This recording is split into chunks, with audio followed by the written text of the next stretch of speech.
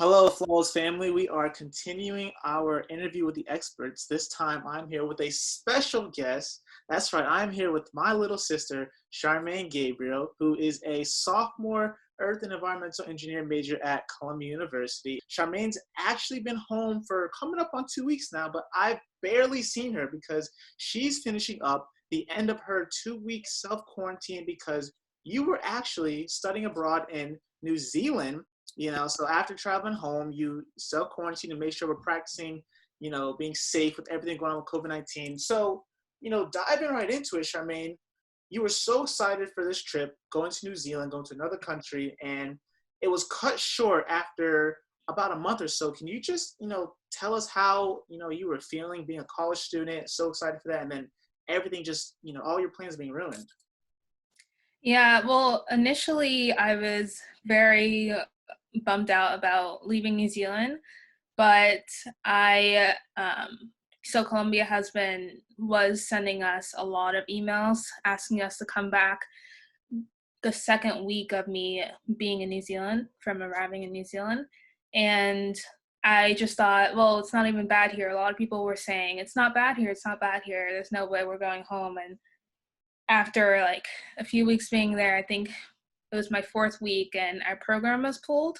So that's when I finally accepted that it's probably safer to go home than to stay in New Zealand. So although it definitely was something I was looking forward to since my junior year of high school, um, I knew that it was probably safer to go back home. And what was it like being away from your support system over here in the United States? Like you're away from your friends, you're away from us, your family. I know you met some friends over there, but you for the most part really going through this process alone. What kind of helped you get through it? I went to New York. I went out of state for college, so I was kind of already used to being away. So even though the distance was a lot further, I kind of just thought of it as like going to school in New York. And I definitely made sure to reach out to my flatmates and meet people in my program, just to have friends around and people who make friends with people who were similar, having the same experience as I was. I can just see the excitement that you had going there. You were really, committed to doing this. And as you mentioned earlier, like despite all the suggestions to leave, you really wanted to stay. I remember being in the WhatsApp app, us going back and forth whether or not you should stay or come home. So can you just tell us about the moment when, it changed from Colombia saying, "Oh, we want you to come home," to it being like, "Hey, you got to get out by the end of the week." What was that moment like when it became reality? You have to go home.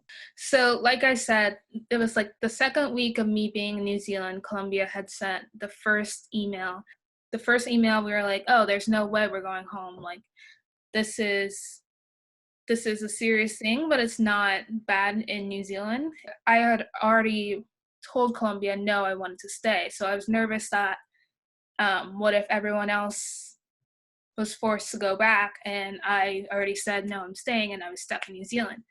So then the third week rolled around, people were starting to go home, and I definitely wanted to still stay, and hopefully I was considering going home by the third week because I did see other people were starting to get a little bit stressed out and go home. So when the fourth week rolled around and the program was pulled, that's when I was like, okay, this is something serious, and they wouldn't have pulled this program if they didn't think it was better for us to go home.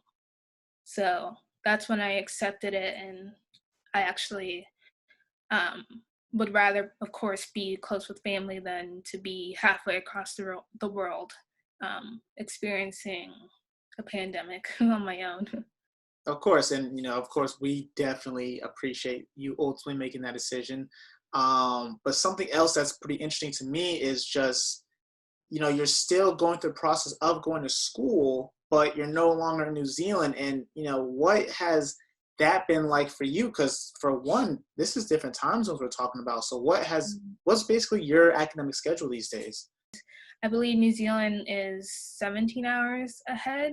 But I do try and stick to the same schedule because although classes aren't live on Zoom, they're pre-recorded. They've always been pre-recorded. I still try and follow the same schedule because there are tutorial classes. Those classes are live, so I try and keep the same schedule so that I can attend those live classes. Even though that means you're often up at 2, 3 in the morning doing schoolwork. It's already like my sleep schedule. It's already what I'm used to. I do kind of hope that eventually I can wake up a little bit earlier on and see more of the daytime, because I can like just see more of the daytime, I guess, do more things during the day. You can't really do as many things at nighttime when everyone else is sleeping. So I do kind of hope to adjust my sleeping schedule around that. Not only that, but you're also in quarantine. So like, what are you doing to try to keep yourself entertained during like such a difficult time for you?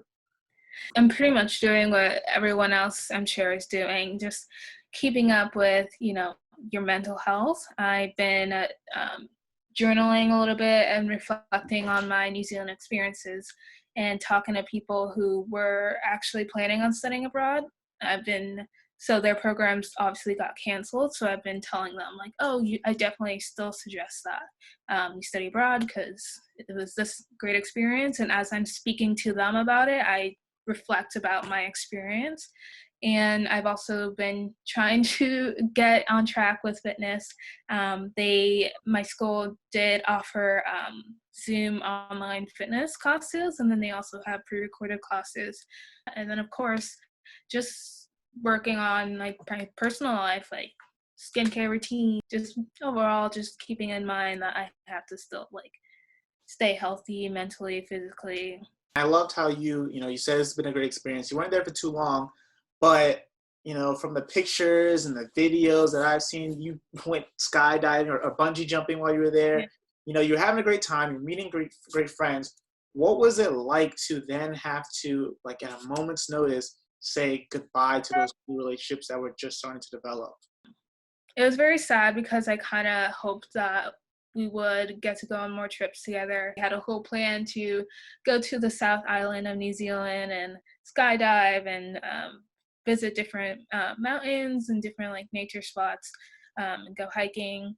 So it is kind of sad that we didn't get to experience that, but I made incredible friends and they are definitely down to meet up later on in life and go to New Zealand again, just so that we can have that experience that we had hoped for. It is another sad thing to think about that I didn't get to hang out with more New Zealanders. So like they're called Kiwis in New Zealand. And I had 3 Kiwi roommates, and they were one of the greatest people, like obviously the best people that I could have met there, I think, because they're so open, so kind. They invited me everywhere they were going, even though we had just met. I'll see them again one day, hopefully. Yeah. Now, I know you touched on it a little bit before, some of your self-care practices, but is there anything else you want to go more in depth about, or anything else you want to add in terms of what you're doing for self-care, what you plan to do on self-care once you're out of this, quarantine situation? Is there anything you want to touch more on? I think one thing I want to work on based on my experience in New Zealand, I kind of want to just work on putting myself out there more. In New Zealand, I had to put myself out there, and I found that once I did, I was meeting like the best people that I could have met, like very genuine people, and I had the best time with them. So I think moving forward, I'll definitely try and make new friends. I won't try and be comfortable all the time, being comfortable with being uncomfortable. Well, baby sis, I appreciate you sharing your experience and kind of letting the world know what you're going through, what so many other college students are unfortunately going through. So definitely appreciate you for being uncomfortable and being authentic with us to share that experience. With that, I hope you have a flawless rest of your night. And thank you again. Thank you. I'm still the favorite child, though. No, you're not.